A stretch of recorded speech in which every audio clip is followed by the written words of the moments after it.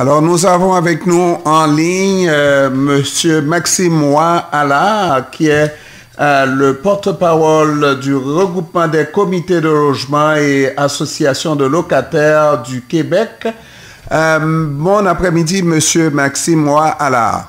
Merci. Ça va bien? Ça va très bien, merci beaucoup. Vous aussi?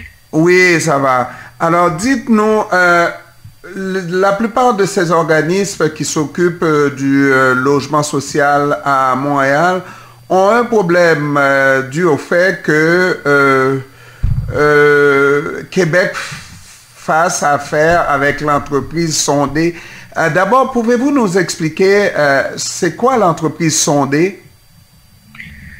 Ben, c'est une entreprise hôtelière, on peut le dire ainsi, qui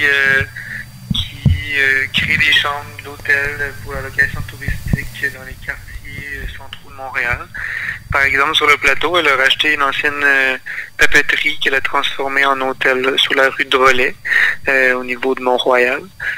Donc, c'est ce genre d'initiative qu'elle fait. Donc, elle va créer des mini-hôtels dans les quartiers résidentiels. Là. Donc, c'est ce qu'on appelle de la gentrification? Ben, c'est sûr que ça a des impacts, hein, parce que si on amène les touristes dans un quartier, ça va avoir un impact sur la spéculation immobilière. Les immeubles environnants vont souvent prendre la valeur. Et donc, les propriétaires vont avoir davantage de taxes à payer, des hypothèques plus élevées. Et ils vont ensuite refiler la facture aux locataires en augmentant les loyers. C'est sûr aussi que ça peut affecter l'offre commerciale. Donc, si des touristes arrivent en masse dans un quartier, souvent, ça va affecter l'offre commerciale. Et donc, des commerces de proximité qui servent davantage à la population résidente à l'année vont parfois disparaître au profit de commerces pour répondre à la demande des touristes. Mais cela dit, il y a tellement d'autres commerces qui ne fonctionnent plus ou qui ont de la difficulté à fonctionner. Il y a des locaux qui sont littéralement vacants. Est-ce qu'on ne pourrait pas les convertir en logements sociaux? Convertir des logements commerciaux en logements, c'est pas ce qu'il y a de plus simple. Ça demande des modifications d'usage et parfois de zonage. Mais ça se peut. C'est sûr que ça se peut. Je pense qu'avec la modification actuelle qu'on voit dans le milieu commercial, l'achat en ligne et tout ça, c'est sûr qu'il va y avoir davantage de locaux disponibles. On pourrait en prendre et en transformer en logements sociaux pour loger les gens qui ont des besoins importants là, de logement, qui payent une trop grande partie de leur revenu au loyer. Puis c'est sûr que c'est une possibilité. Là. Alors, maintenant, vous en avez particulièrement contre Québec, parce que Québec fait affaire avec l'entreprise Sondé.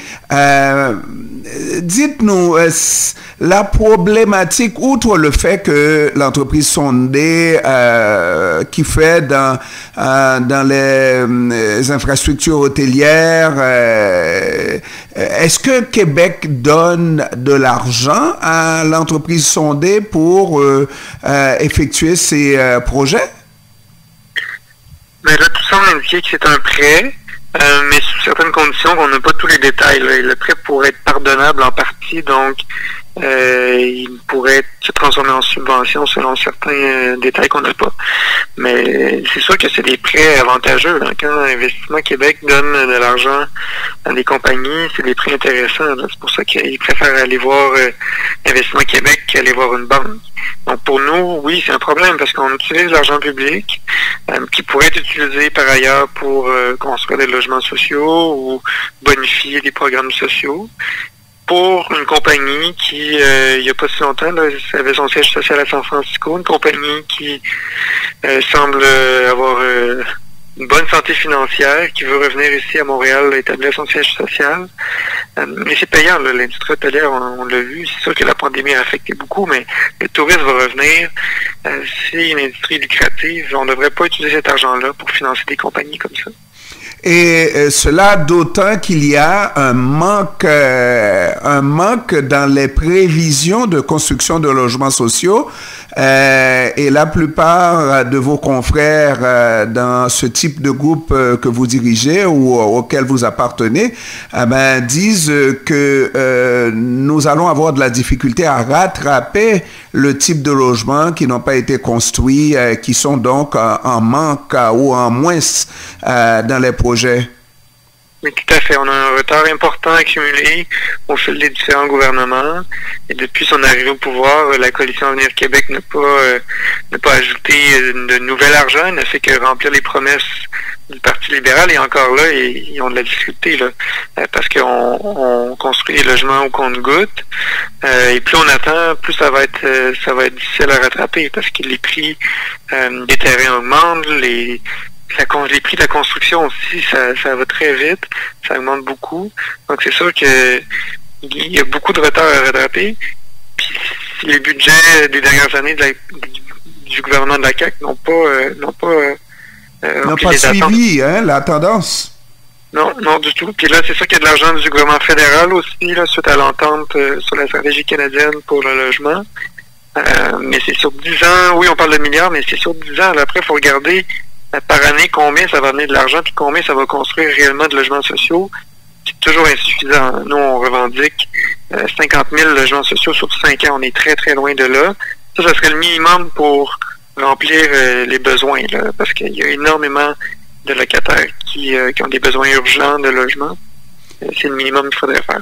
Et d'autant que récemment, on a vu vraiment des débordements, genre d'étalage de tentes dans les rues de Montréal. On a déjà vu ça, mais jamais autant comme cette année, là. Non, c'est une année exceptionnelle. C'est sûr qu'il y a toujours des petits campements ci et là, à Montréal. Le campement sur Notre-Dame, mais il y en avait des dizaines là, des campements un peu partout dans la ville. C'est sûr que celui de Notre-Dame a attiré l'attention médiatique.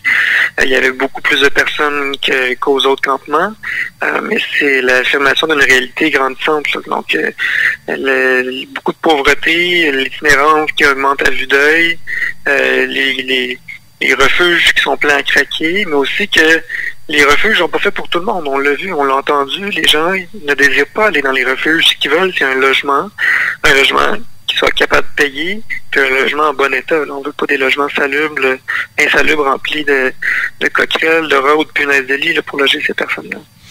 Maxime Ouallard, nous sommes à la dernière émission de l'année et si vous aviez quelque chose à changer en l'an 2000 pour les locataires, si vous aviez quelque chose que vous pourriez changer en 2021, quelle serait cette chose-là? C'est sûr qu'il faut suivre l'exemple de d'autres provinces et d'autres pays dans le monde et instaurer un contrôle obligatoire des loyers, parce que là, la flambée des loyers fait extrêmement mal, mais à tous les locataires, pas seulement à ceux à faible revenu. Là.